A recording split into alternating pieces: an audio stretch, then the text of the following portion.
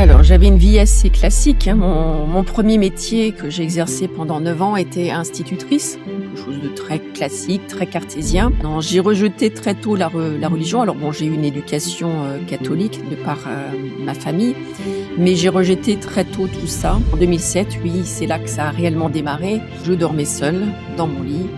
Il m'est il m'est arrivé quelque chose d'extraordinaire. Alors je l'ai vécu comme une illumination, puisque j'étais au lit en train d'essayer de trouver le sommeil et tout à coup, la pièce est devenue ultra lumineuse. J'ai senti une force qui me maintenait, dans le lit.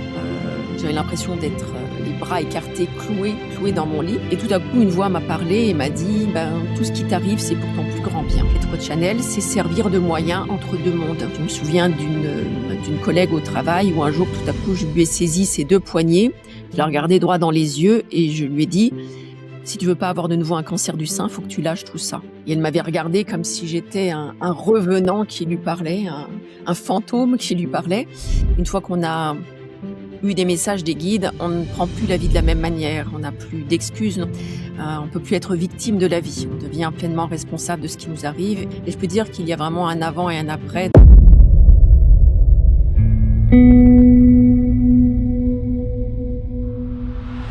Je sais que c'est pénible quand les créateurs demandent de s'abonner, mais depuis que j'ai commencé à le faire, la chaîne a commencé à grandir 10 fois plus vite. Si tu ne t'abonnes pas, YouTube ne te montrera probablement pas le prochain épisode. C'est gratuit, ça prend 2 secondes, donc abonne-toi. Et je suis ravi d'accueillir dans l'émission aujourd'hui Anne Leroy. Anne, merci beaucoup d'être avec nous aujourd'hui. Merci beaucoup Rémi de m'avoir invitée. Je suis ravie d'être là aussi et de parler du channeling. Exactement, c'est un des sujets qu'on va couvrir aujourd'hui et je suis d'ailleurs très curieux d'en apprendre plus parce que je viens de découvrir cet univers et j'ai tout un tas de questions pour toi. Mais avant qu'on rentre dans ces sujets-là, je serais curieux de commencer peut-être un peu plus simplement et te demander à quoi ressemblait ta vie avant ton ouverture spirituelle. Alors, mon ouverture spirituelle a démarré tôt, mais le channeling en lui-même a démarré en 2007, donc il y a 19 ans. Il y a 19 ans en arrière, c'est là que j'ai vraiment ressenti ce côté channeling qui arrivait en moi. Si j'avais déjà eu comment dire? Des signes de ma médiumnité, par le passé et dès l'âge de 5 ans. En tout cas, c'est le plus ancien souvenir que j'ai. Mais en 2007, oui, c'est là que ça a réellement démarré, suite à une séparation, quelques jours après que mon ex-mari m'a annoncé qu'il avait une autre femme dans sa vie. Quelque chose s'est passé en moi. Il y a eu une bascule et je peux dire qu'il y a vraiment un avant et un après dans le sens où, une fois qu'on a eu des messages des guides, on ne prend plus la vie de la même manière, on n'a plus d'excuses, on peut plus être victime de la vie. On devient pleinement responsable de ce qui nous arrive et c'est merveilleux parce que finalement, dès lors qu'on n'est plus victime, on est acteur. Donc c'est un grand pas. Et justement, est-ce que tu pourrais rentrer un peu plus dans le détail de à quoi ressemblait ta vie avant ce point de bascule? Est-ce que tu étais déjà ouverte du coup à la spiritualité? Est-ce que tu pratiquais déjà un métier dans ce milieu-là? Ou, pas du tout, tu avais une vie un peu plus, classique, traditionnelle? Ouais. Alors j'avais une vie assez classique, hein. Mon 1er métier que j'ai exercé pendant 9 ans était institutrice, quelque chose de très classique, très cartésien. Le 2e, avait un petit peu quelque chose de spirituel dans le sens où il y avait ce côté, intuition, création qui était demandé puisque j'étais styliste modéliste et OK. où par exemple, j'ai réalisé mais vraiment très, très tard après des années de métier, que j'avais cette connexion et je l'ai remarqué dans le sens où, par exemple, quand je touchais un tissu, il y avait tout de suite l'image du vêtement à faire avec le tissu et le patronage à faire, c'est-à-dire comment techniquement monter le vêtement. Et moi, je pensais que toutes les personnes qui faisaient le même métier que moi avaient cette même capacité. Donc je trouvais rien d'extraordinaire à, je touche un tissu, l'image arrive avec le modèle à faire, ce qui donnera le meilleur tombé, comment le fabriquer, comment le monter. Donc je pensais que tout le monde avait cette capacité et quand j'ai découvert que, par exemple, mes collègues, n'avaient pas cette capacité, cette possibilité, c'est là que j'ai commencé à me poser des questions sur, qu'est-ce que j'ai de particulier qui fait, que je vois les choses d'avance. Et je me suis beaucoup intéressée aussi à des personnes, par exemple tous les artistes peintres, ceux qui rédigent des livres, les auteurs, des chercheurs, par exemple comme Einstein et toutes ces personnes disent qu'elles reçoivent des informations, hein. Donc dès lors qu'on est inspiré, d'ailleurs inspiré veut dire en esprit, hein. L'étymologie du mot inspirer veut dire en esprit. Dès lors qu'on est inspiré par quelque chose, c'est qu'on canalise quelque chose. Donc canaliser, finalement, je pense que nous sommes quasiment tous capables de canaliser des choses, en général dans le métier qu'on fait. Donc à une époque, c'est vrai que chez moi, ça se manifestait en tant que styliste avec cette créativité, et on dit cette capacité de savoir exactement comment, j'allais faire le vêtement de A à Z. Mais du coup, avant ce point de bascule dont tu vas nous parler, t'étais pas forcément branché, pure «spiritualité» entre guillemets. Non. Est-ce que tu avais déjà entendu parler de médiumnité, de channeling, de tous ces sujets-là? Alors, pour revenir chronologiquement, mes tout débuts dans la perception de d'autres choses, c'est à l'âge de 5 ans. À l'âge de 5 ans, mon frère aîné est décédé et je disais à mes parents qu'il n'était pas parti parce que moi je continuais à le voir, je continuais à le percevoir. Donc j'avais beau expliquer à mes parents: «Non, non, il est toujours là, c'est pas vrai, il est pas mort», j'avais des rêves qui allaient dans ce sens-là, je percevais des choses. Et mes parents, m'ont emmenée au cimetière. Ils m'ont montré: «Non, regarde, il est là». Ils m'ont montré des photos de mon frère dans le cercueil en me disant: «Non, non, non, il est mort. Arrête de dire des bêtises». Et donc tout ça a été mis de côté. Puis, mon enfance enfin, il y a eu encore 2 autres décès après. Il y a eu ma grand-mère, puis ma meilleure amie et ensuite à l'âge de 18 ans, pardon, à l'âge de 18 ans, c'est mon père qui est décédé. Enfin, quand moi j'avais 18 ans, mon père est décédé. Pendant les 7 années qui ont suivi son décès, j'ai eu des communications avec mon père. Donc là, le côté médiumnité s'est, ouvert, mais en lien avec, les personnes décédées, en tout cas avec mon père. Là, j'ai commencé à m'intéresser à tous les livres sur la médiumnité. J'ai lu, comment il s'appelle? Allan Kardec, mais beaucoup de choses qui me faisaient peur. La spiritualité, enfin la médiumnité, en tout cas à l'époque, me faisait peur parce que ça avait un côté très mystérieux, très dangereux aussi, parce qu'on peut capter n'importe quoi, n'importe qui. Donc j'ai eu ces messages avec mon père pendant 7 ans. Ça m'a fait énormément de bien puisque quand mon père est décédé, j'étais relativement en mauvais termes avec lui. Mon père, par exemple, me disait qu'il préférait mon chien à moi, donc ça faisait des choses ce sont des choses qui sont pas spécialement agréables à entendre.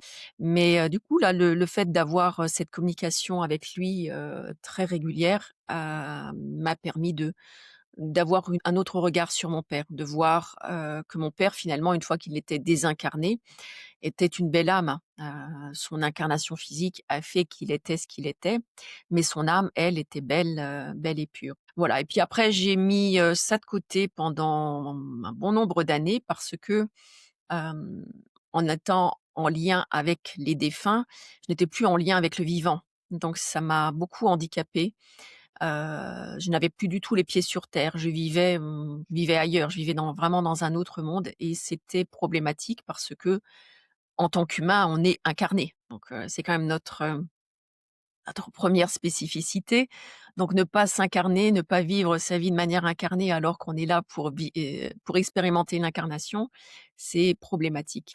J'ai travaillé sur moi pour mettre tout ça de côté, pour être plus ancrée, plus enracinée, qui est d'ailleurs très utile puisque pour pouvoir canaliser correctement et se souvenir de ce qui a été dit, de pouvoir en tirer vraiment profit, c'est mieux d'être bien enraciné.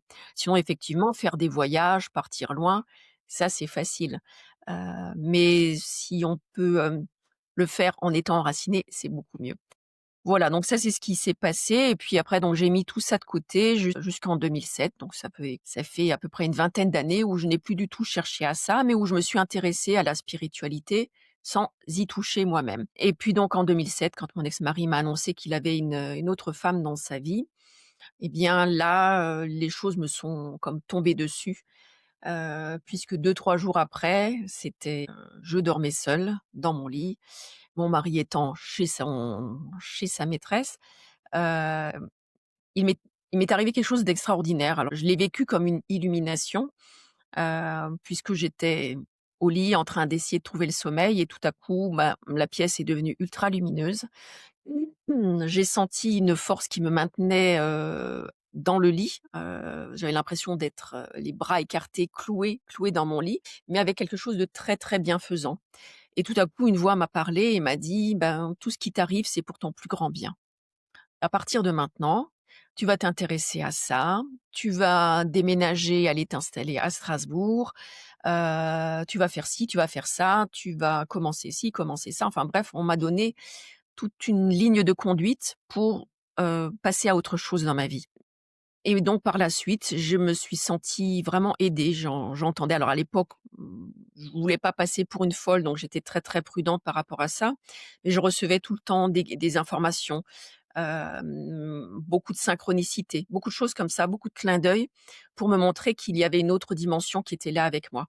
Et c'est vrai que quand on n'est pas encore totalement ouvert au channeling, les choses arrivent par des moyens plus doux, plus rationnels ou par les rêves, par exemple, hein. Mais ça, c'est l'étape préliminaire. Et quand tu racontes, donc tout d'un coup, tu as quelque chose qui t'a parlé, je serais curieux de qu'on se remette dans ton état d'esprit de l'époque. Moi, si, tout d'un coup, je me retrouve cloué au lit et que quelque chose me parle, bah, je crois que je je flippe un petit peu.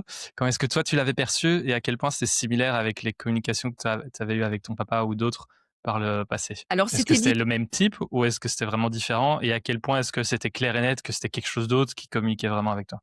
alors c'était différent dans le sens où, ce qui se passait avec mon père, bah, je sentais que c'était mon père. C'était un humain, enfin un humain désincarné du coup, mais c'était, malgré tout un humain avec, comment dire? Les problématiques d'humain. C'est pour ça que moi je canalise peu les défunts, parce que les défunts vont nous influencer en fonction de ce qu'eux aimeraient continuer, de faire, s'ils étaient encore incarnés. Je suis moins enclin à aller vers les énergies des défunts. Parce qu'elles sont teintées de leur personnalité. Donc avec mon père, je sentais bien que c'était mon père. Déjà, il y avait cette lumière qui était hyper forte, je ne sais pas comment décrire ça, enfin j'ai jamais vu d'éclairage, d'éclairage électrique qui pouvait reproduire cette lumière-là tant elle était, pardon, tant elle était puissante. Enfin, c'est comme si j'avais été dans un blanc intégral. Et puis, la force qui me maintenait dans le lit était très puissante, mais en même temps, c'était pas une force contre moi. C'était, comment dire? C'est difficile à expliquer en mots. C'était un soutien, c'était une force de soutien, c'était une force très aimante et ce ressenti était très, très particulier.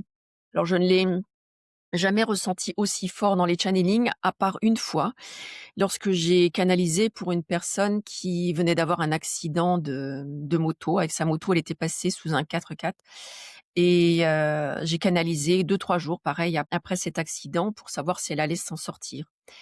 Et là, pareil, il y a eu cette présence. Alors, avec mes mots, je dirais que c'est une présence, plus de Dieu, chose comme Dieu, je ne sais pas comment quel mot lui donner, mais Dieu, ça peut parler à tout le monde et qui est beaucoup plus forte que la présence d'un guide, hein. Par exemple, dans les guides que je canalise, il peut y avoir, l'énergie christique, donc celui qu'on appelle Jésus ou Sananda ou Yeshua. Il peut y avoir, l'archange Michael, il peut y avoir, Maître Saint-Germain, Merlin, voilà, j'en oublie d'autres, Lady Nada. Et avant de creuser tous ces sujets-là, est-ce que tu te considérais, religieuse ou pas du tout? C'était quoi ton Oh non, rapport alors à moi la religion? non, j'ai rejeté très tôt la religion. Alors bon, j'ai eu une éducation, catholique de par, ma famille, mais j'ai rejeté très tôt tout ça.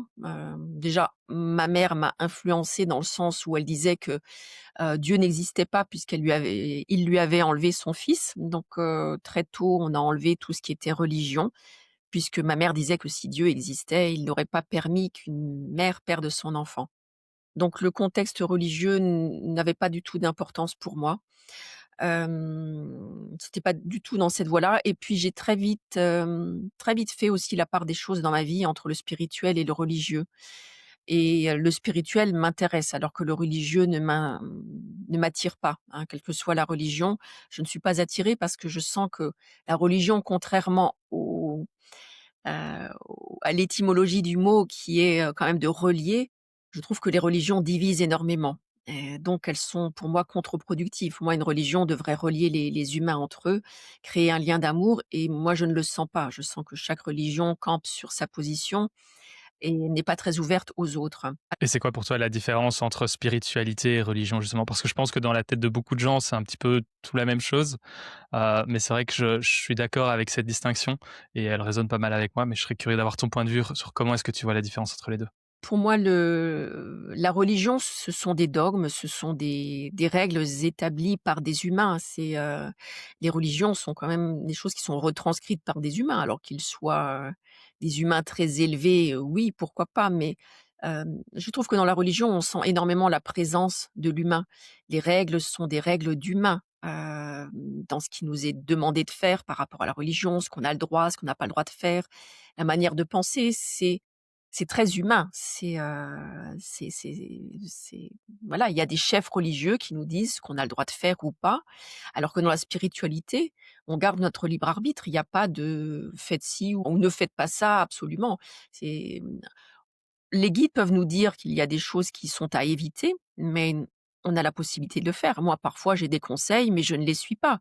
Après, je peux ne m'en prendre qu'à moi, mais ça ne va pas être, des superstitions du genre: «Ah bah, si tu fais pas ci, il va t'arriver ça» ou «Si tu dis tel mot, il va t'arriver tous les malheurs du monde», voilà, il y a pas de diktat dans la spiritualité. Alors que la religion, en tout cas dans ce que moi j'en perçois, hein, je dis pas que ce que je dis est la vérité absolue, mais de ce que moi je perçois de la religion, il y a énormément de diktats, ce sont des dogmes et je pense que l'humain perd un peu de sa responsabilité avec la religion. C'est-à-dire qu'il se laisse porter, c'est un peu comme un enfant, qui fait ce que son papa ou sa maman lui demande de faire, mais ça n'est pas lui parce qu'il le sent au plus profond de lui, qui va décider de faire ou de ne pas faire. Comment est-ce que tu comprends ça aujourd'hui? Pourquoi est-ce que cet événement s'est passé à ce moment-là, et pas à n'importe quel autre moment dans ta vie? Ça s'est passé à ce moment-là parce que l'homme avec qui j'étais depuis 7 ans, était un homme, pour lequel j'étais dans la, dépendance affective. Vu les manques affectifs que j'avais eus dans mon enfance, je recherchais un homme qui ressemble déjà à mon père. Donc physiquement, il ressemblait à mon père et son prénom était celui de mon frère décédé. Donc on était vraiment dans quelque chose qui à l'époque, je n'avais pas encore compris ce genre de choses, mais après ça s'est expliqué. Donc j'étais avec cet homme et il y avait un tel besoin de réparer des choses de mon passé dans cette relation que j'étais donc dans cette dépendance affective et j'ai senti à un moment donné que je perdais mon âme et c'est pour ça que c'est arrivé. Je pense que ce truc m'a sauvée, dans le sens où, oui, j'étais déconnectée de moi. C'est-à-dire que pour être aimée de cet homme, j'ai accepté de devenir celle qu'il voulait que je sois. J'ai accepté de laisser tomber toutes mes particularités, hein, tout ce qui crée mon être pour lui plaire, pour lui convenir, pour être la femme parfaite pour lui. Et le comble de l'histoire, c'est que j'ai réussi à devenir cette femme parfaite et quand il m'a quittée, il m'a dit: «Tu es parfaite, mais je te quitte».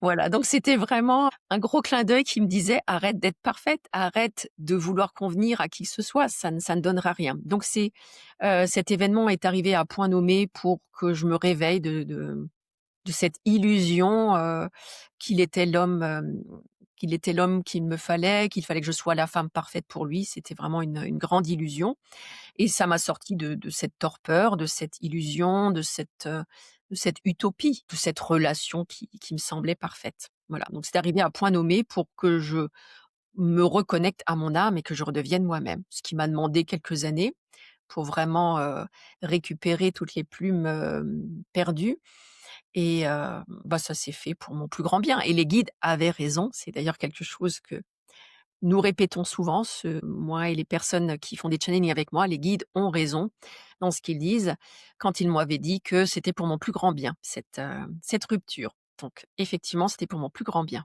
Mais justement, qu'est-ce qui s'est passé du coup après cet épisode qui est assez important, j'imagine? Est-ce que ça a tout de suite ouvert toutes les vannes ou est-ce que tu es resté un petit peu dans un entre-deux pendant quelques mois pour intégrer tout ce qui se passait? Comment est-ce que tu l'as vécu et qu'est-ce qui s'est passé?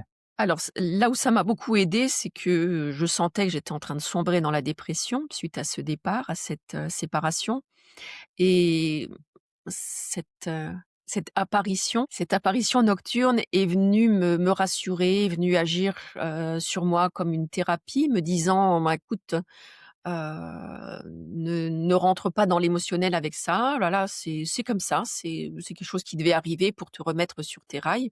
Et du coup, bah, je n'en voulais pas à mon ex-mari d'être parti. Pourtant, j'avais autour de moi des amis qui me disaient: «Oui, il faut que tu lui mènes la vie dure, faut qu'il paye, c'est un salaud, c'est un connard». Bref, toutes ces choses-là. Et même quand, nous sommes passés au tribunal pour, le divorce, même la juge a dit: «Je ne comprends pas, normalement, les femmes font tout pour obtenir quelque chose, pour faire payer leur ex-mari, de leur infidélité». Dit et elle me dit: «Vous ne voulez rien?» Je dis: «Non, je veux juste la paix. Je veux juste me retrouver moi et puis, continuer ma vie».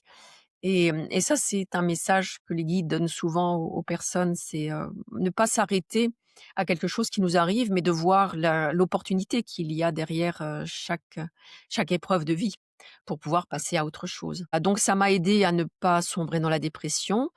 Ça m'a apporté beaucoup d'humour aussi puisque j'ai beaucoup canalisé à cette époque, Merlin, qui est un guide plein d'humour, qui tourne tout en dérision. Donc même quand les choses sont graves, eh bien avec Merlin, on en rigole. Donc ça m'a beaucoup aidé pour ça. Mais donc dès le départ, juste après cet épisode, ça t'a vraiment reconnecté et tu as commencé à entrer en contact avec des guides, avec, d'autres entités très Alors, rapidement? les guides ont parlé à travers moi, un peu à mon insu, hein, comme j'étais pas encore prête à ça, puisque, comme je disais avant, là, après le décès de mon père, entre l'âge de 18 et 25 ans, là, j'étais en communication avec mon père et je me suis rendu compte que communiquer avec l'au-delà empêchait de vivre dans l'ici, dans l'ici et le Mmh. maintenant. Donc je voulais pas trop retourner là-dedans parce que ça avait été un gros travail pour moi de m'ancrer, de revenir les pieds sur terre. Donc j'avais pas très envie de repartir, dans les hautes sphères et puis d'être déconnectée. Donc les choses me sont arrivées plutôt à mon insu. C'est-à-dire que par moments, quand je parlais, c'était pas moi qui parlais. Donc les guides ont parlé à travers moi, par exemple pour donner des messages à des amis. Je me souviens d'une collègue au travail où un jour, tout à coup, je lui ai saisi ses 2 poignets, je la regardais droit dans les yeux et je lui ai dit: «Si tu veux pas avoir de nouveau un cancer du sein, faut que tu lâches tout ça». Et je précisais ce qu'elle devait lâcher. Et elle m'avait regardée comme si j'étais un revenant qui lui parlait, un fantôme qui lui parlait. Et elle a mis en application ce que je lui ai dit. Elle m'a dit qu'elle avait Et sur le senti. moment, comment toi tu l'avais vécu? Est-ce que tu as senti que c'est quelque chose qui voulait te traverser? Est-ce que Je l'ai comment senti est-ce et que puis tu une l'as fois que j'avais dit le mot, j'ai dit: «Oups, excuse-moi, c'est sorti par ma bouche». Je sais pas pourquoi. Et voilà, c'était des choses qui sortaient et comme ça à plusieurs personnes, j'ai dit des choses qui ne venaient pas de moi. Ça pouvait être aussi des lapsus que je faisais. Et puis comme dit, il y a eu beaucoup de synchronicité, beaucoup de clins d'œil aussi. Je me posais une question et puis un bus passait avec, la réponse à ma question, dessus, ou une chanson passait à la radio. Bref, beaucoup de petits clins d'œil comme ça. Et puis, bah, je me suis intéressée de plus en plus, à ça. Et puis un jour, j'étais dans un magasin une librairie comment dire? Sur le développement personnel, la spiritualité, tout ça. Et je demande à celui qui tenait la boutique, je lui dis: «Je sais pas pourquoi, il y a toujours le mot channeling qui revient partout, qu'est-ce que ça veut dire et qu'est-ce que c'est? Je comprends pas pourquoi ce channeling revient partout dans ma vie». Et donc ça, c'était, bah, quelques mois après mon divorce. Et puis le gars, il m'a dit: «Ah bah, si ce mot revient beaucoup dans ta vie, c'est que tu es certainement canal». J'ai dit: «Oh bah non, je le saurais». tu déjà bien tombé parce que pour que dans les années, 2000, on est quoi? Les années en 2008, là, c'était 2006 en 2008. 2008. Pour que quelqu'un en 2008, te dise ça spontanément, c'est que tu es quand même tombé dans la bonne librairie, dans la bonne section de la librairie, Exactement. hein. Mais c'est ce que je dis, c'est qu'à partir du moment où j'ai suivi le conseil des guides, où je suis allée à Strasbourg, m'installer à Strasbourg, c'est là que plein de choses sont arrivées. Cette librairie était, à Strasbourg, voilà, j'y ai trouvé plein de réponses et notamment, bah, justement ce mot channeling qui tout à coup a pris du sens. Et donc ce qu'il m'a dit quand il m'a dit que j'étais canal, ça a travaillé dans ma tête et puis j'ai fait des recherches, pour voir ce que c'était que le channeling. Et puis, un jour, c'est une amie et donc là, on est en 2016, donc tu vois, il s'est écoulé, 9 ans. Déjà bien plus tard, Ah ouais. oui, oui, Où là, tu continuais ton «travail classique», entre guillemets. voilà, là, en tant que styliste modéliste, voilà, je continue OK. mon travail classique et non, j'avais démissionné de mon travail en 2014, donc je commençais, en tant que coach. mais à pratiquer surtout de l'EFT, donc technique de libération émotionnelle, et je ne proposais pas du tout de channeling. Et puis c'est une amie en 2016 qui me dit: «Mais pourquoi tu veux pas essayer avec moi, de canaliser?» Cette amie, s'appelle Christine, donc avec la racine Christ, et je canalise justement le jour-là, Jésus, donc j'essaye et pendant 40 minutes, ça a parlé à travers moi. Je me dis: «Waouh, c'est quand même dingue comme truc», et puis tout ce qui avait été dit parlait à cette personne. J'ai parlé d'une cousine d'elle, dont je n'avais aucune information, et tout collait. Voilà, alors je le raconte à une autre amie qui s'appelle aussi Christine, je raconte ce qui m'est arrivé, et cette deuxième Christine me dit: «Écoute, tu veux pas essayer avec moi maintenant?» Et là pareil, message arrive, de manière très, très fluide, et à partir de ce moment-là, les choses se sont enchaînées. Donc des personnes m'ont appelée parce que le bouche à oreille a fonctionné très vite. Des personnes m'ont appelée et ont demandé des rendez-vous pour faire des channelings, et voilà comment ça a démarré. Au début, je n'osais pas du tout en parler sur mon site internet ou dans ma newsletter. Je taisais complètement ces choses-là, et les gens qui venaient à moi ne venaient que par le bouche à oreille. Et puis c'est en 2017 ou 2018, je ne sais plus, que j'ai officialisé en disant clairement: «Voilà, je pratique aussi le channeling». Et comment est-ce que tu comprends le phénomène channeling aujourd'hui? Qu'est-ce qui se passe concrètement? Avec quoi est-ce qu'on entre en contact? Voilà, je crois qu'on en a déjà pas mal parlé, mais on n'a jamais pris le temps de définir un peu, ce qu'on entend par channeling. Quel est le phénomène? Donc channeling vient de channel, c'est le mot anglais qui, se traduit par canal. Un canal, c'est un moyen, donc un médium aussi, hein. Donc le channeling, être canal, être channel, c'est servir de moyen entre 2 mondes. C'est pour ça qu'on s'appelle des channels ou des canaux. On sert de moyen, de canal entre 2 mondes, entre le monde des vivants, le monde des incarnés, et puis le monde des guides, des anges, des défunts, voilà, tout ce qui n'est plus incarné, tout ce qui n'est pas visible, tout ce qui est dans l'ordre du subtil, dans le monde du subtil. J'explique toujours aux personnes que être canal, c'est comme être un poste de radio, c'est comme être un téléphone, on sert juste de moyen. Le téléphone en lui-même, mmh, il ne fait que transmettre des appels d'une personne à une autre. Son rôle est juste de permettre d'envoyer ou de recevoir le message, hein. Ça permet d'envoyer, recevoir. Le poste de radio, c'est pareil, c'est pas l'appareil lui-même qui fait de la musique, il la reçoit de quelque part et il l'envoie vers les auditeurs. Donc être canal, c'est ça, c'est être simplement ce moyen pour les personnes qui n'arrivent pas par elles-mêmes à entendre des messages, ou à faire passer des messages, à poser des questions. Donc voilà, ça c'est le rôle du canal, c'est servir de moyen entre le monde, subtil et le monde des humains. Et c'est quoi le processus pour toi pour justement entrer en contact? Qu'est-ce qui se passe de ton côté pour arriver à connecter? Alors, il y a déjà, avant même de canaliser, il y a toute une hygiène de vie. Pour être canal, c'est mieux d'avoir une bonne hygiène de vie. Moi, je ne bois pas, je ne fume pas, je n'ai jamais fait ni l'un ni l'autre depuis toujours. Donc pour moi, ça n'a pas été difficile d'arrêter ça. Par exemple, je consomme aussi très peu de café. Le café va, monter mon rythme cardiaque, alors que pour canaliser des choses subtiles, il vaut mieux avoir un rythme très lent.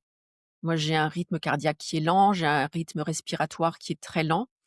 D'ailleurs, on dit que, pour rentrer vraiment dans la spiritualité, c'est bien d'avoir moins de 5 respirations par minute, hein. Au-dessus de 5, à partir de 6 respirations par minute, le rythme est trop élevé, et pour capter des choses subtiles, il faut baisser ce taux. On monte notre taux vibratoire en baissant notre rythme respiratoire.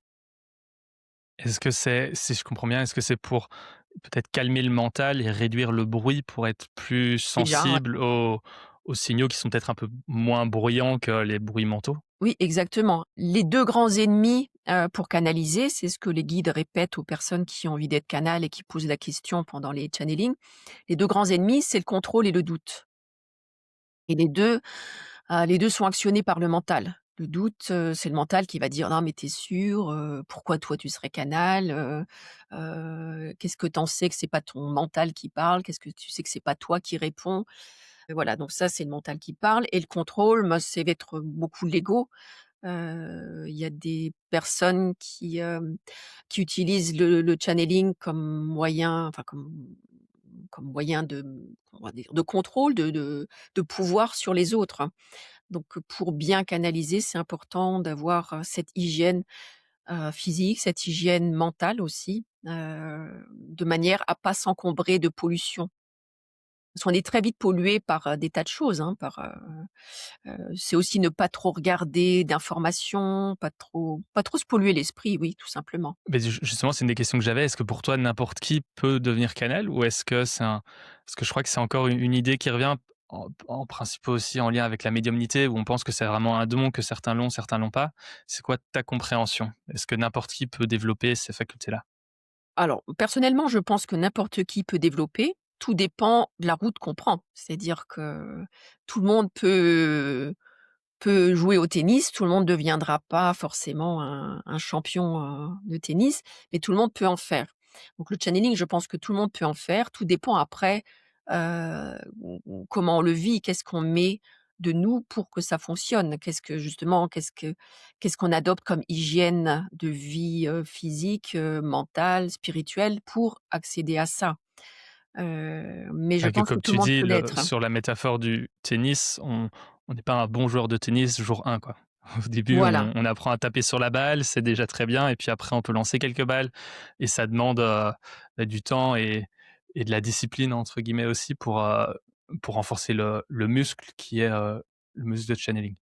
Voilà, et puis alors c'est vrai que le sport, on va dire, bah, il y a des physiques qui sont plutôt faits pour le tennis, donc plus d'autres vont plutôt être faits pour le football ou pour le rugby. C'est vrai qu'on n'a pas le même physique selon qu'on fait tel sport ou tel autre. Il y a des événements de vie qui font qu'on va plus développer l'aptitude, et quand j'en discute avec des personnes qui ont développé ça, ou quand j'entends, bah, par exemple, aussi sur ta chaîne ou sur d'autres chaînes qui parlent de ça arrive généralement après un événement marquant dans la vie. C'est-à-dire que c'est comme si on avait à vivre un gros choc, une grosse épreuve, et suite à ça, il y a quelque chose qui bascule, qui fait qu'on va devenir un très bon sportif, un très bon tennisman. Je dirais pas que c'est une prédisposition de naissance quand des personnes disent, voilà: «Je suis médium de naissance». Je sais pas trop ce que les personnes entendent. Je pense pas qu'on l'ait forcément de mère en fille, de père en fils, que c'est un don familial, même si on peut reconnaître qu'il y a des familles où effectivement il y a des médiums. Je pense que le fait de grandir avec quelqu'un qui est médium va aussi, favoriser ça. Par exemple, ma fille a aussi des capacités. Elle, c'est davantage, ça passe davantage par le kinesthésique, c'est-à-dire qu'elle va écrire. Elle va faire une écriture très très inspirée. Elle fait des dessins très inspirés, hein, on propose aussi toutes les 2 ensemble des talismans qui sont faits à partir de channeling aussi, qui sont des illustrations. Donc elle a aussi cette capacité, mais parce qu'elle baigne là-dedans depuis longtemps avec moi. Donc elle a Je pense que quand on dit qu'on est, de mère en fille, médium de mère en fille, c'est parce qu'on a baigné dedans et que c'est plus facile quand on a baigné dedans. Mais je pense malgré tout que toute personne peut y arriver, et que quand justement on vit une grosse épreuve de vie, c'est une opportunité pour passer de ce côté-là. Tout le monde ne saisit pas, hein. Si par exemple une personne va se morfondre parce que son ex-mari l'a quittée, eh bien elle ne saisira pas cette chance de passer à autre chose, ou un décès, ou un gros accident, une maladie, et pourtant ce sont vraiment des opportunités pour passer, à une autre échelle. Je dirais pas qu'on est mieux après, c'est juste que, on passe à une autre échelle, voilà, on passe à une autre façon de voir la vie. Quand tu dis que tu te connectes, à quoi est-ce que tu te connectes? Est-ce que c'est une entité qui revient souvent? Est-ce que c'est une multitude d'entités? Est-ce que c'est une infinité d'entités? Comment est-ce que ça se passe? Alors déjà pour, me connecter, je fais le vide dans ma tête, donc c'est la première chose que je fais. Je mets mon mental sur off, hein. J'imagine un bouton, un interrupteur, et hop, je permute sur, off. Ensuite je m'enracine bien, hein, je fais descendre toute l'énergie au niveau de mes pieds, sentir que je suis bien bien accrochée dans le sol, et ensuite je monte mon taux vibratoire, et donc là la respiration aide, à monter mon taux. Elle aide aussi, comme tu disais avant, à apaiser le mental et à tout à coup arriver à une espèce, un peu comme si j'étais dans un ascenseur, et tout à coup j'arrive à un étage et hop, moi je descends à l'étage où l'ascenseur a bien voulu m'amener. Le guide que je canalise le plus facilement, c'est donc, comme je disais avant, l'énergie christique. le guide qu'on appelle Jésus, Sananda, Yeshua, en tout cas, peu importe le nom qu'on lui donne. Et c'est vrai que les noms qu'on qu'on donne aux guides sont des noms qui correspondent à notre besoin d'humain de mettre un nom sur chaque chose. Mais c'est plus une énergie qu'un individu. Voilà. Mais bon, si ça satisfait la curiosité des gens de dire que je canalise Jésus, alors oui, je canalise Jésus. Donc c'est le guide qui est le plus facile pour moi à canaliser parce qu'il correspond à mon énergie. C'est-à-dire que c'est une énergie qui est très dynamique. C'est un peu une énergie de coach qui est très cadrante. Moi, j'ai un côté très structurant aussi, hein, je suis très cartésienne aussi et Mmh. donc l'énergie de Jésus me parle bien. Après, il m'arrive de canaliser, assez souvent aussi Merlin. Merlin parce que moi j'aime beaucoup l'humour, parce que je plaisante de tout, donc Merlin est aussi une énergie qui est facile pour moi à canaliser parce qu'elle est très drôle, il y a énormément de jeux de mots. Merlin est vraiment un guide très, très drôle, caustique mais très drôle. Et donc tu sens vraiment que c'est des énergies différentes, peut-être Oui. des personnalités différentes quand tu passes d'une énergie à une autre? Oui, tout à fait et plus encore quand ce sont des guides qui ne sont pas de notre culture. Alors je termine juste sur le chapitre des énergies que je canalise habituellement, des guides que je Mmh. canalise habituellement. Il y a aussi Marie et Marie est un guide qui vient quand les personnes ont besoin de quelque chose de très maternant, de très, enveloppant et par exemple une anecdote, un jour une cliente habituelle, vient pour un channeling et je perçois cette énergie de Marie et je vois Marie, mais alors représentée avec l'enfant dans les bras, hein, parce qu'il y a Marie, Marie et il y a Marie avec l'enfant et je vois Marie avec l'enfant et 2-3 semaines après, cette personne me dit, «Bah, écoute Anne, c'est incroyable que tu aies perçu, l'énergie de Marie avec l'enfant, parce que je viens d'apprendre que je suis enceinte et je ne le savais pas parce qu'a priori, j'étais pas censée tomber enceinte». Donc c'était amusant de voir comment Marie s'était présentée le jour-là pour cette personne-là. Alors Marie, comme dit, je la canalise pas souvent, mais ça peut arriver si c'est le besoin de la personne. Donc quand je parle d'autres énergies, donc nous on a nos énergies d'occidentaux, qui sont des énergies qui parlent bien à notre mental, hein. On a des guides et c'est d'ailleurs qu'on a ce besoin aussi de mettre des noms dessus.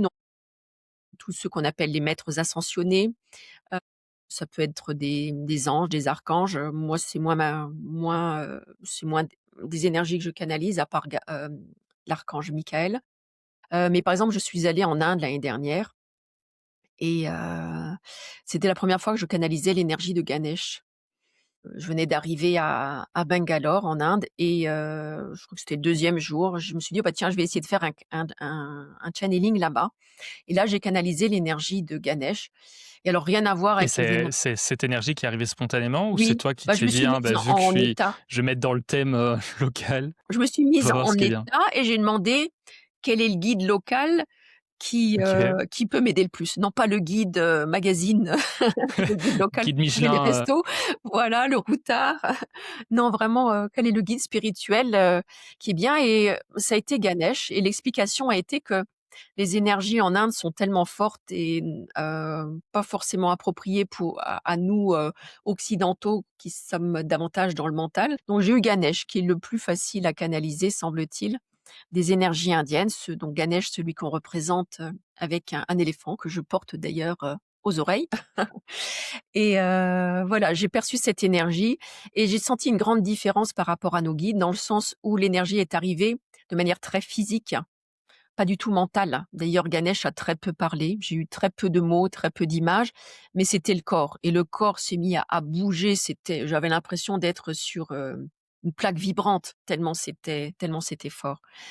Et voilà, donc c'est tout à fait différent, voilà et après j'ai aussi canalisé, dans un temple hindou. J'ai canalisé l'énergie et il se trouve que les 2 personnes qui étaient avec moi se sont mises à pleurer pendant que je canalisais, tellement c'était puissant.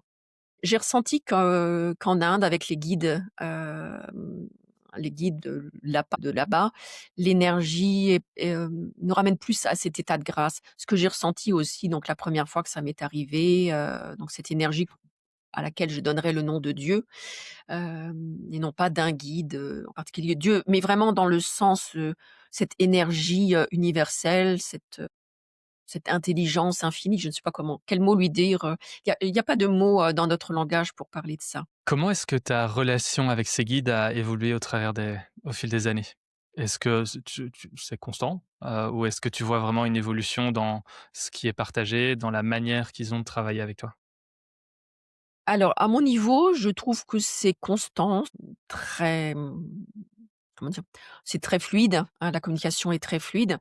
Là où j'ai remarqué aussi une différence, c'est qu'au début, comme je voulais pas trop aller vers ça, bah, les guides venaient me parler n'importe quand. Ça pouvait même être le soir quand je voulais m'endormir, même pendant des moments intimes, donc c'était très dérangeant. Et puis après, j'ai compris qu'il fallait que je j'alloue des moments dans ma journée pour les écouter, pour canaliser. Donc comme là, je le fais de toute façon régulièrement avec, les clients que je reçois, où j'ai tous les jours un moment, tous les jours, il y a un espace où je peux canaliser. Donc du coup, ça ne vient plus empiéter sur ma vie personnelle. Après, je ne cherche pas à canaliser, sans y être invitée, c'est-à-dire que je ne canalise jamais pour quelqu'un sans que la personne m'en ait fait la demande. Je fais pas de channeling, par exemple, je me balade, je vois quelqu'un et tout de suite j'essaye de me connecter pour canaliser sur cette personne. J'ai une grande éthique par rapport à ça et donc jamais je ne cherche à avoir de messages, d'une personne qui m'en a pas fait la demande. Et je crois que c'est une des questions que pas mal de gens se posent quand on entend parler de médiumnité, quand on entend parler de channeling, quand on entend parler d'entités qui existeraient sur un autre plan, qui auraient accès à tout un tas d'informations qui sont pas forcément disponibles sur la 3D. C'est un petit peu jus jusqu'où est-ce que ça va et où est-ce que ça s'arrête? Quelles sont les informations qui sont disponibles et quelles sont les informations qui sont pas disponibles? De ton expérience, et tu parlais un petit peu et tu parlais plus de l'aspect éthique, mais si on se détache de l'aspect éthique et juste de l'aspect, physique de, pratico-pratique, voilà ce à quoi j'ai accès. Est-ce que tu pourrais nous aider à comprendre ce qui est disponible et accessible de l'autre côté? Alors, ce qui est disponible, accessible, déjà, c'est ce que moi-même je vais pouvoir, transmettre. Alors, c'est un peu comme un travail d'interprète. Quand on est interprète, hein, quand on traduit quelqu'un, si on ne connaît pas le mot, on va pas pouvoir le traduire. Quand on canalise, c'est ça, on reçoit des formes pensées, on reçoit ça c'est vraiment comme, oui, comme un interprète, c'est-à-dire, il y a des choses qui arrivent et moi je le mets dans nos mots à nous. Parce que la manière dont ça arrive, c'est comme si je le recevais dans une langue étrangère, dans une langue, spirituelle, mais que les humains ne peuvent pas comprendre. Donc je reçois ces espèces de blocs de pensée, ces images aussi et moi je le mets en mots avec des mots que je connais. Et donc par exemple, si c'est sur un domaine que je ne connais pas, je vais pas forcément avoir le vocabulaire pour. Et je me souviens un jour d'un channeling que je faisais pour une dame d'origine malgache et à un moment donné, elle demande, «Est-ce qu'il y a un guide? Est-ce qu'il y a un guide malgache pour, qui m'accompagne?» Là, beh, j'ai entendu, des sons, donc je lui ai reproduit les sons que j'entendais, mais comme je ne connais rien des de la spiritualité malgache, pour moi, c'était difficile de donner un nom, précis. Donc j'ai fait une espèce de borborigme, pour reproduire ce que j'entendais et elle m'a dit: «Oui, oui, ça me parle, je vois de qui il s'agit». Voilà, donc c'était très drôle parce que je me suis dit: «Ouh là, c'est pas un répertoire que je connais». Ou par exemple, quand des personnes posent des questions sur leur santé. Alors moi, je suis, pas très bonne en anatomie, donc je vais pas trouver les mots précis pour, expliquer les choses. Donc c'est vraiment comme un interprète. Un interprète, il doit apprendre le vocabulaire spécifique et la traduction qu'il aura à faire. En channeling, c'est pareil. Si c'est un domaine que je ne connais pas, ça va être très difficile de transmettre quelque chose que je ne connais pas, voilà. Et est-ce que tu peux accéder à n'importe quelle information ou est-ce qu'il y a un filtre qui se fait justement de l'autre côté et toi tu as accès qu'à l'information qu'on te transmet? Alors Donc comme si dit on déjà, parle je par fais des exemple channelings. sur la santé, sur la personne, est-ce que, tu aurais accès à n'importe quelle information sur la personne? Ou, il y a quand même des limites qui sont un petit peu plus haut par ailleurs, qui vont dire: «OK, non, cette info, on lui donne pas». Alors déjà, il y a les limites de ce que la personne va pouvoir entendre et je me rends compte avec des personnes qui font des channelings régulièrement, qu'au fur et à mesure qu'elles progressent elles-mêmes dans leur vie, elles ont des informations auxquelles elles n'avaient pas accès, avant. C'est-à-dire que si une Et personne n'est le pas filtre, prête à c'est pas entendre toi qui le certaines choses, fais, c'est juste tu reçois c'est pas l'information l'information qui si la arrive. personne n'est pas prête à OK. Exactement, exactement. Hein, je ne la personne va recevoir ce qu'elle est prête à entendre, hein, et dès que ça atteint la limite de ce qu'elle peut entendre, ben, le guide ne va pas parler plus loin et tout ce qui touche à la santé, alors c'est toujours très délicat parce que, le par exemple, la mort vue par les guides, c'est une très bonne chose.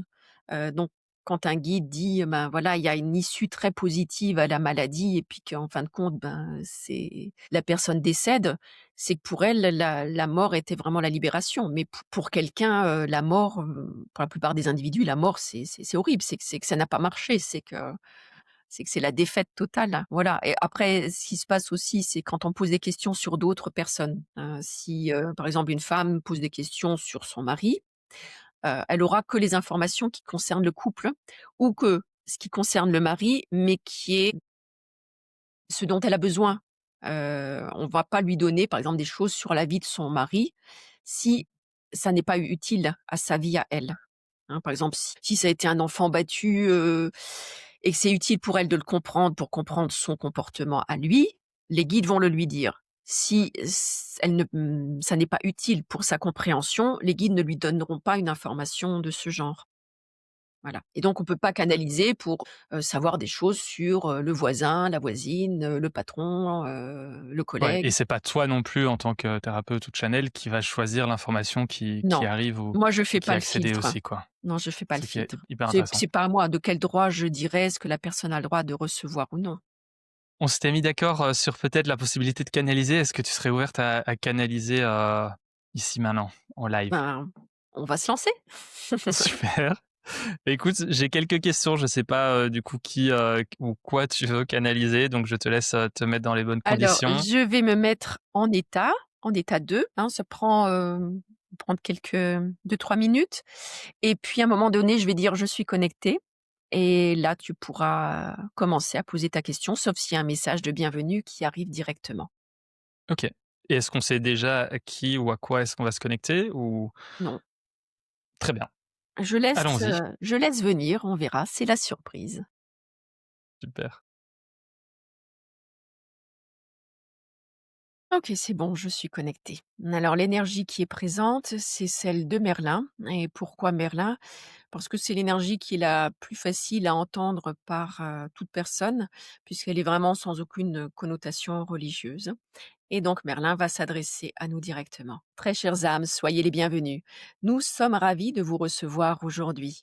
Et bien entendu, cette énergie merlinesque que vous appréciez particulièrement est là pour vous accompagner dans votre monde où vous êtes tellement souvent triste, tellement souvent absorbé par toutes ces préoccupations qui sont malgré tout peu intéressantes.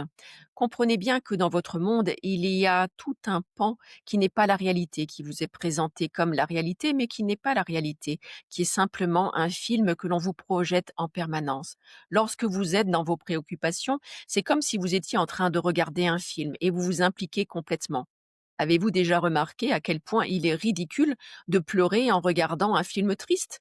À quel point il est ridicule d'avoir peur en regardant un film qui fait peur, puisque cela n'existe pas, cela est simplement des images sur une pellicule, et encore même la pellicule n'existe plus. Tout ceci n'est pas la réalité. Nous vous en avons déjà parlé de cette illusion, de tout ce qui vous est présenté comme une réalité, alors qu'elle n'est pas la réalité. La réalité est ce que vous vivez intérieurement, et c'est pour cela qu'il existe autant de réalités différentes. Vous pensez qu'il n'existe qu'une seule réalité, et pourtant il y a autant de réalités qu'il existe d'individus. Il y a autant de vérités qu'il existe d'individus. Nous vous demandons donc de toujours revenir à vous, car seul vous et votre intérieur savent les choses. Et pourtant, votre intérieur, ce n'est pas non plus votre mental, ce n'est pas non plus votre ego. Ce ne sont pas toutes ces choses qui sont dictées justement par cette fausse réalité que vous vivez en permanence. Comprenez bien que ce qui actionne votre mental et votre ego, ce sont toutes ces choses que vous voyez en permanence. Vous voulez paraître une personne bien, eh bien cela est, c'est votre ego en fonction de ce qui se passe à l'extérieur. Si l'on vous dit que telle chose est à la mode et telle autre ne l'est pas, que ceci est tendance et ceci ne l'est pas, vous allez suivre ce mouvement et vous n'allez plus vous écouter. Il est important pour vous de toujours revenir à vous, toujours revenir à votre réalité, votre vérité. Fonctionnant de cette manière, vous n'êtes plus préoccupé par toutes ces choses totalement futiles et vous pouvez retrouver la joie, la lumière, l'amour à l'intérieur de vous. Comprenez-vous cela? Oui, merci beaucoup d'être, avec nous aujourd'hui. J'ai quelques questions. La première, c'est est-ce que l'humanité est à un point de bascule majeur? Ah, grande question. Est-ce que l'humanité est à un point de bascule? Chaque époque pense être à un point de bascule. Elle a raison et elle a tort en même temps, dans le sens où les points de bascule sont là en permanence. Votre humanité est en permanence en train de basculer, parce que votre humanité est faite de rythmes, de cycles. L'humanité est toujours en plein basculement. Évidemment, vous avez l'impression que parce que vous êtes en train de le vivre, vous êtes dans un grand basculement. Mais des basculements, il y en a toujours eu, il y en aura toujours. Alors oui, à l'instant T, il y a un basculement dans le sens où, ce qui est, arrivé à terme, ce qui est devenu obsolète, est en train de disparaître pour passer à autre chose. Mais ce basculement se passe en permanence. Ce n'est pas juste un basculement qui est typique de votre époque, ce n'est pas cet an 2000 ou cet an 2012 ou toutes ces années où vous pensez que c'est l'année du grand basculement. Le basculement se fait en permanence et il se fait en plus sur de longues durées de temps parce que l'humanité n'est pas prête à basculer en même temps, au même moment. Certains individus basculent plus rapidement que d'autres. Certains sont vraiment très lents à la détente et vont basculer en dernier. C'est un peu comme c'est un peu comme un train qui passerait au-dessus d'un pont, entre la locomotive qui passe sur le pont à un instant précis et le wagon de queue, il s'écoule un certain temps. L'humanité est pareille et peut-être que la locomotive qui a déjà passé ce premier pont est arrivée au deuxième pont alors que le dernier wagon est encore sur le premier pont. C'est pourquoi il y a des basculements permanents. Il y a ce point de bascule en permanence. Il ne s'agit pas juste d'un moment. Et ceci peut être parfois contre-productif de croire qu'il y a un point de basculement en particulier, parce que vous restez trop attaché à ce point-là et vous pensez que c'est ce moment-là qui est important. Et si la date est dépassée, vous pensez qu'il n'y a plus rien de possible. Alors que la bascule peut se faire à chaque instant. Vous pouvez à chaque instant participer à la bascule normale de l'humanité, à la bascule perpétuelle de l'humanité, en ayant des paroles, en ayant des pensées, en ayant des actes qui sont toujours orientés vers quelque chose de meilleur. Meilleur dans le sens plus ouvert, plus respectueux de l'humain. Lorsque nous parlons de meilleur, nous parlons toujours de ce qui va faire du bien à l'humain. Regardez la souffrance qui est présente dans votre monde, sur votre terre. Il y a de la souffrance partout. Combien d'humains souffrent en permanence? Aller vers le meilleur, c'est libérer de cette souffrance. Chaque fois que vous faites une action, chaque fois que vous dites une parole qui permet de soulager la souffrance de quelqu'un, eh bien, vous allez vers le meilleur. Vous êtes dans un point de bascule. Comprenez-vous cela? Oui, hem et à l'échelle individuelle, vous en avez parlé un petit peu, mais à l'échelle individuelle, que pouvons-nous faire pour accompagner cette transition permanente? Cette question de souffrance est vraiment la chose la plus importante. Votre monde n'est pas heureux parce qu'il souffre en permanence. Ou peut-être souffre-t-il parce qu'il n'est pas heureux. Qui de la poule ou de l'œuf est arrivé en premier? Ceci est une grande question. En tout cas, vous comprenez le processus. Vous ne pouvez pas être heureux s'il y a de la souffrance. Vous ne pouvez pas avoir de souffrance si vous êtes heureux. Les deux fonctionnent ensemble. Il est important de toujours vous orienter vers cela à titre individuel à chaque instant de votre vie, demandez-vous si vous souffrez. Si vous souffrez, demandez-vous en quoi vous n'êtes pas heureux. Qu'est-ce que vous pouvez changer pour être heureux? Si vous êtes heureux, vous ne ressentez plus de souffrance et c'est cela que vous pouvez faire à titre individuel. Cherchez toujours à ressentir cet état d'heurosité et c'est le mot heurosité qui vient et pas bonheur. Sentez en permanence cette sensation d'heurosité parce qu'elle est indispensable pour pouvoir avancer dans votre vie, pour pouvoir traverser votre vie de manière agréable. Combien d'individus attendent la fin de leur vie en pensant qu'ils seront enfin soulagés de leur souffrance, qu'ils seront enfin délivrés du poids de leur vie. La vie n'est pas un poids, la vie peut être un bonheur permanent à condition de fonctionner dans ce sens, à condition de poser les actes nécessaires à cette sensation d'heurosité. Pour cela, eh bien, il faut toujours choisir ce qui permet de se sentir un peu comme un enfant. Les enfants ont l'art d'être heureux. Les enfants ont cette capacité de chercher ce qui les amuse. Il est donc nécessaire pour vous, même si vous êtes adulte, de chercher toujours ce qui vous amuse. Un être humain qui s'amuse est heureux. Être heureux, c'est s'amuser, c'est profiter de la vie, non pas parce que vous vous achetez plein de choses matérielles, mais parce que vous êtes heureux d'être en vie. Vous êtes comme un papillon qui vole d'une fleur à l'autre. C'est cela, être heureux. Et donc, qu'est-ce que vous pouvez faire au quotidien, à votre niveau, pour être heureux.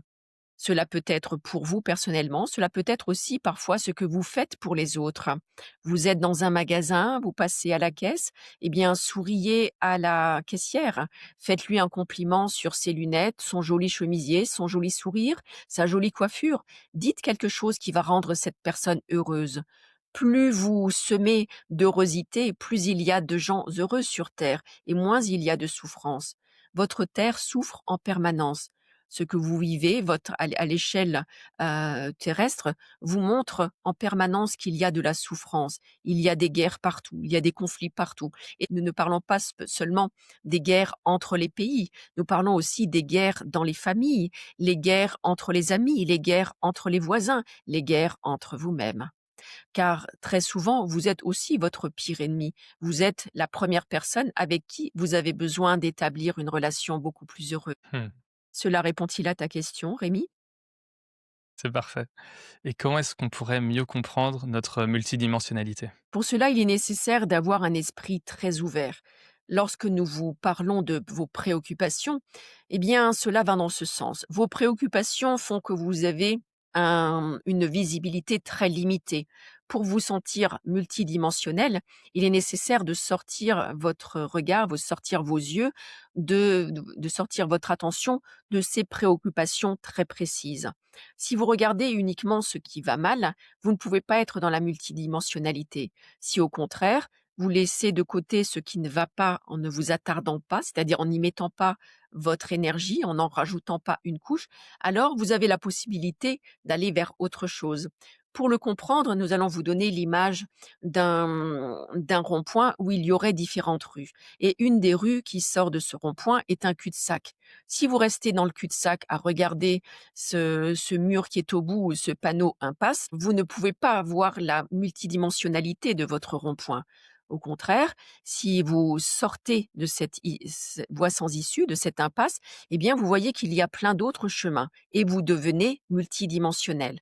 Donc, devenir multidimensionnel est totalement incompatible avec le fait de rester bloqué sur quelque chose qui ne va pas. Lorsque, par exemple, vous passez votre temps à écouter des informations en continu qui vous racontent tout ce qui va mal dans le monde, vous êtes dans une voie sans issue. Vous ne voyez que le problème, vous ne voyez pas les issues possibles. Cela crée grandement la souffrance dont nous avons parlé juste avant. Il est donc indispensable pour vous de toujours sortir de l'ornière, toujours sortir de la voie sans issue pour trouver de nouvelles voies, car il y a de multiples voies.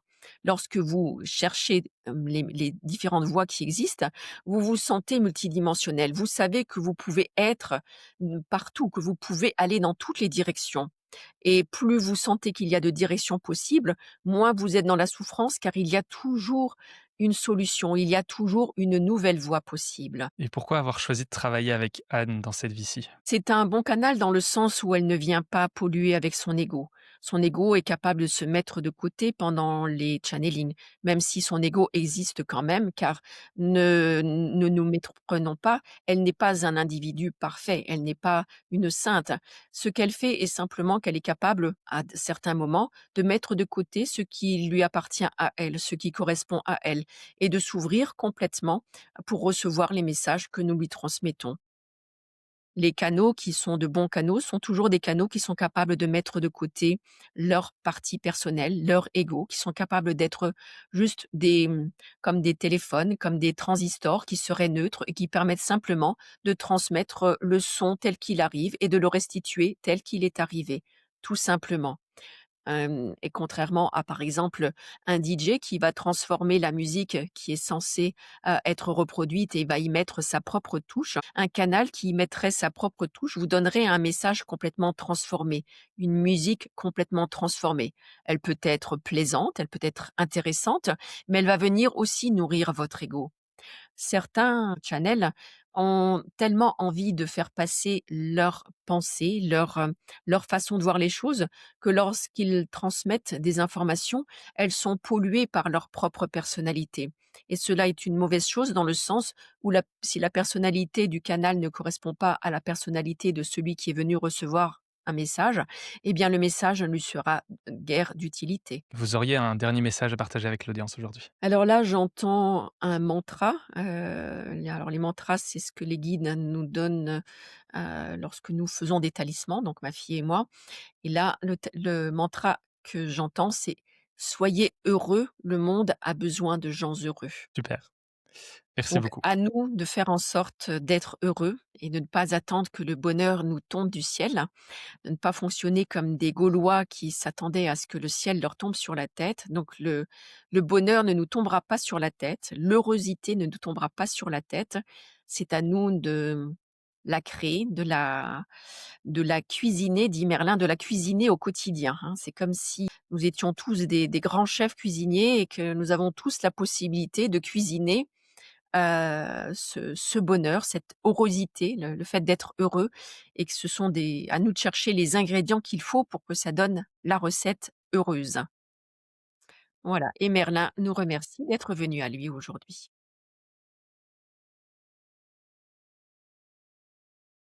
Comment est-ce que tu te sens en Bien. sortant de canalisation? C'est toujours planant de canaliser, mais Ouais, je me sens bien. C'est planant parce que c'est agréable et je comprends bien cette notion, d'heurosité dont parle Merlin parce que, l'état dans lequel on est pendant les channelings est vraiment cet état d'heurosité. Voilà. C'est un mot très intéressant, l'heurosité. Je vais me pencher sur la question parce que c'est vrai qu'il ne voulait pas utiliser le mot bonheur, mais heurosité. et quand tu canalises, est-ce que tu es conscient de tout ce que tu reçois? Est-ce que à quel point est-ce que tu es dans la conversation ou tu es sur le côté? Est-ce que tu t'en rappelles, maintenant aujourd'hui? Bah, tu parles du mot «rosité», donc c'est que tu t'en rappelles un minimum? Alors, moi, quand je canalise, je suis en état de demi-transe. Il y a des canaux qui, vont être en état de transe totale, c'est-à-dire que c'est comme si le guide rentrait dedans et il y a plus que le guide, la personne s'efface complètement. Moi, je suis en état de semi-transe, c'est-à-dire que, je laisse toute la place au guide, mais je suis là à côté comme spectatrice. Alors je vais surtout me souvenir après, un channeling, je vais surtout me souvenir de ce que j'aurais décrit.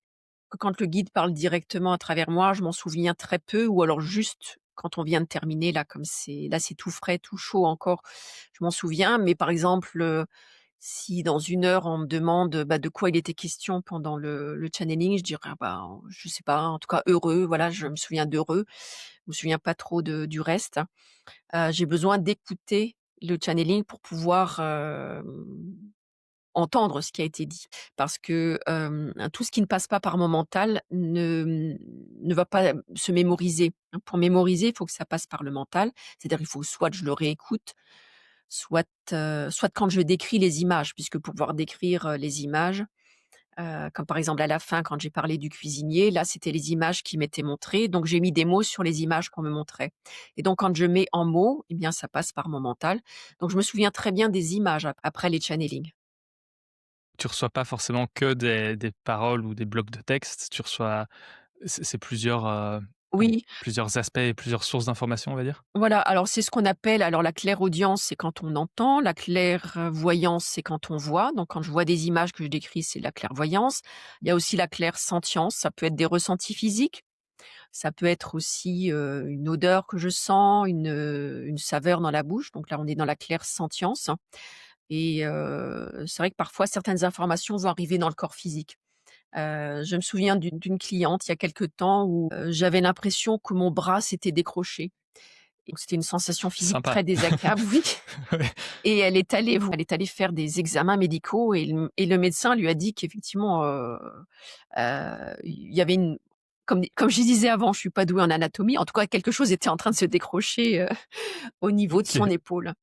Voilà, ou une femme, en début de channeling, je sens mes jambes complètement paralysées, j'ai l'impression d'être sur un fauteuil roulant et je vois une femme âgée et en fin de compte, il était question de la grand-mère de la cliente et qui était une femme en fauteuil roulant.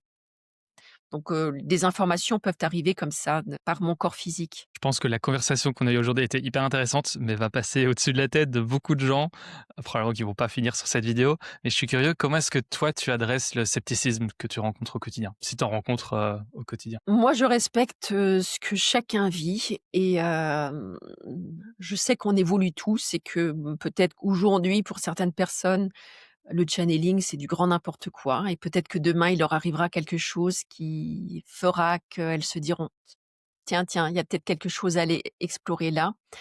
En tout cas, oui, j'ai déjà eu des gens qui étaient sceptiques et qui ont complètement changé et je vais citer un exemple, si on a le temps, d'une cliente qui a voulu m'envoyer un jour son mari et son mari était très, très fermé à ça. Il n'y croyait pas du tout et mais bon, elle l'avait beaucoup poussé, ce qui est pas forcément une bonne chose, mais bon, dans ce cas-là, en tout cas, c'était une bonne chose et le gars me dit: «Bah, moi, j'y crois pas, mais bon, elle m'a poussé alors, je fais ma séance» et la première image qui est venue en faisant terme mental, c'était une femme qui représentait la mère, le maternel et je la voyais très en colère, en train d'agiter un torchon de vaisselle et donc je dis ça à cet homme et il me dit: «C'est la dernière image de ma mère vivante. J'avais 20 ans, je m'étais disputée avec elle et elle m'avait engueulée parce que je voulais pas lui donner un coup de main pour la vaisselle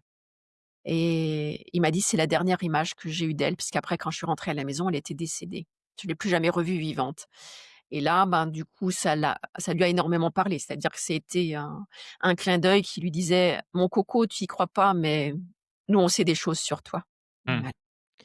Est-ce que ça arrive que quand tu as des gens sceptiques qui arrivent, qui y croient vraiment pas, que toi tu captes rien parce que peut-être qu'avoir une confirmation trop forte, ça peut peut-être forcer aussi trop la personne en dehors de ces systèmes de croyances? Alors, des gens qui sont hyper sceptiques, qui viennent le faire par curiosité, en général, ça bloque. Je vais pas réussir à me connecter, hein. Il y a quelque chose qui ferme. Il y a différentes choses qui font que ça peut bloquer. Soit la personne pose pas non plus les bonnes questions, elle va s'intéresser à quelque chose qui est pas du tout ce qu'elle a besoin de savoir. J'ai eu le cas avec une personne qui posait plein de questions sur sa vie professionnelle et il y avait aucune réponse. Rien, le blanc total. Je n'entendais rien, je ne voyais rien, je ne sentais rien. Et puis, la femme s'impatiente et puis elle fait, «Bon, ben, on va passer, Ce qui est pas cool. au domaine Genre, c'est amoureux». sûr, oh, vous me laissez un peu tomber là, les gars. Donnez-moi quelque donnez-moi quelque chose, elle est là. Alors, au début, quand je canalisais pour des gens, c'est vrai que ça me faisait un peu flipper. Aujourd'hui, quand ça arrive, je sais qu'il y a toujours une bonne raison, donc mon mental se met pas en marche, heureusement. OK, c'est comme ça. Puis dans le pire des cas, bah, la communication se fait pas, point final. Et là, après, cette personne dit: «Ben, ah, bon, bah, alors passons au domaine amoureux». Et là, le guide fait: «Ah, enfin la bonne question». Et là, ça c'est arrivé non-stop et cette femme, ne voulait pas voir que finalement le problème de sa vie, c'était pas du tout son travail, c'était, sa relation de couple. Donc il peut se passer des choses comme ça et voilà. Après il y a des gens qui Super ont des intéressant. réponses qui ne leur plaisent pas du tout parce que c'est pas ce qu'ils avaient envie d'entendre. J'ai eu le cas d'une personne qui voulait savoir si elle pouvait gagner, un procès d'héritage, contre son frère et ça ne s'est pas fait. Les guides lui ont dit: «Non, non, mais ton frère a autant droit que toi, c'est pas toi qui vas avoir». Alors elle disait: «Mais mon frère, c'est le diable, il ne mérite rien, il est en train de vous posséder pendant la communication, c'est pour ça que vous le défendez».